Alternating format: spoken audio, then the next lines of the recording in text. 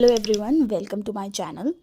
आज हम एक कंपनी लॉ का इंपॉर्टेंट केस देखेंगे, Daimler company limited versus continental tyre and rubber company limited, जो कि बेस्ड है कंपनी लॉ की एक important principle which is lifting the corporate veil, जो कि एक एक्सेप्शन है अगेन कंपनी लॉ का एक बहुत इंपॉर्टेंट प्रिंसिपल है, वेल ऑफ कॉर्पोरेट पर्सनालिटी, जो कि हमने लास्ट क्लास में देखा था, salmon versus salmon and company limited case.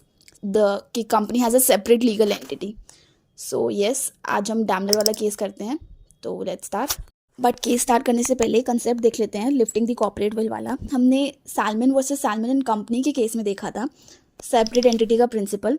तो ये प्रिंसिपल जो है एज अ वेल काम करता है। वेल मीन्स पर्दा, यानी कि shield between the company and its member.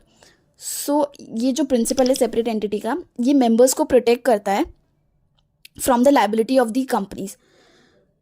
But company एक आर्टिफिशियल पर्सन है एंड वो केपेबल नहीं है किसी भी इलीगल और फ्रॉडुलेंट वर्क के लिए। So there is a need to identify the person who are really guilty. कि कंपनी ने अगर कुछ फ्रॉडुलेंट एक्टिविटी करी है, सो वो कंपनी तो नहीं कर सकती ना, उसके पीछे कोई ना कोई पर्सन तो ज़रूर होगा। सो इस प्रिंसिपल में कोर्ट यही देखता है, ये पर्दा उठा के देखता है कि एक्चुअल गिल्टी कौन है पर्सन। सो इसी को हम लिफ्टिंग द कॉर्पोरेट वेल बोलते हैं। इसकी कुछ एक्सेप्शंस हैं, इसी पे एक डैमलर वाला केस बेस है, सो हम वही देखेंगे आज। इस केस में ये हुआ था कि एक कंपनी इनकॉर्पोरेट की गई थी इंग्लैंड में by a German company for the purpose of selling tyres, जो कि मैन्युफैक्चर होंगे जर्मनी में ही, और उनका बिजनेस भी जो होगा वो मेनली जर्मनी में ही होगा।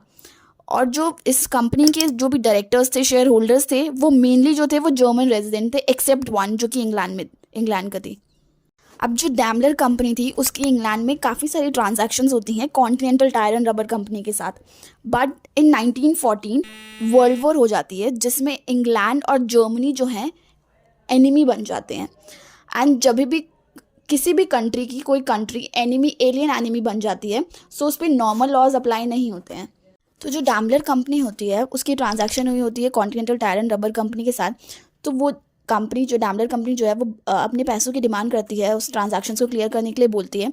पर जो continental tyre and rubber company है, उनका बोलना यही होता है कि ड्यूरिंग द वॉर जो डैमलर कंपनी है वो एक एनिमी कंट्री की कंपनी बन गई है, सो वो ऐसा नहीं कर सकते, ये एक ऑफेंस होगा। तो डैमलर कंपनी कोर्ट चली जाती है। फिर उनका कंटेंशन यही होता है कि ये जो कंपनी है वो तो इंग्लैंड में कॉपरेट हुई है, उसका जर्मनी से क्या लेना देना है।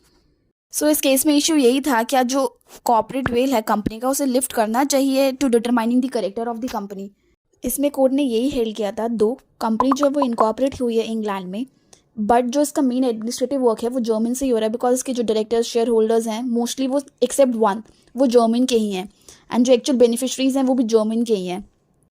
तो कोर्ट इस केस में कॉर्पोरेट वेल के प्रिंसिपल को लिफ्ट करके देखती है एंड यही बोलती है कि जो continental tyre and rubber company है वो कोई ज़रूरत नहीं है उसको during the war Daimler company के साथ ट्रांजैक्शंस करने की। कंक्लूजन यही था कि company was not allowed to proceed with an action to recover its trade debt because Daimler company is an enemy company.